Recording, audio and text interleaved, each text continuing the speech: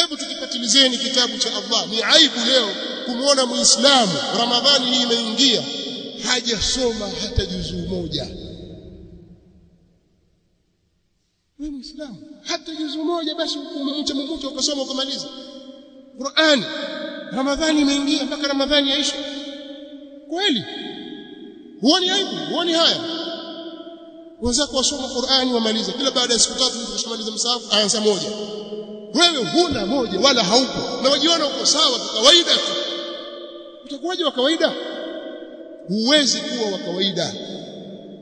Wenzako watakuona kawaida tu sawa tu, lakini si kawaida hiyo. Wewe ukataki wangu kibaya kabisa, unatakiwa utoke hapo na waweza kutoka. Hii mahadi na hiki chuo kimejengwa na kimeanzishwa kwa lengo la kuwakomboa Waislamu kwenye hilo. Njoo usome, acha ujinga, acha maneno ya watu, kaa chini usome. Ukisoma utaona faida ya kusoma Qur'an. Kwa hiyo tunaposoma Qur'ani tutakiwa tuijue maana yake, tuwe tuizingatia. Sasa hizo ni hatua nyingine zitaendelea. Lakini utajuaje maana yake?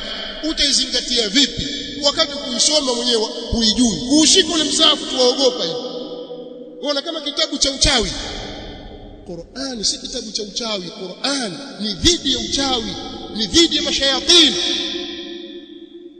Ukisoma suratul Baqara, nyumba ambayo husoma suratul Baqara haingii shaytan.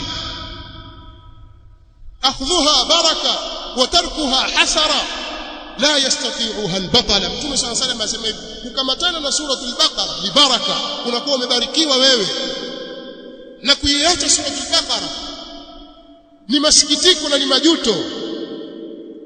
Na sura hii haiwezi na wachawi.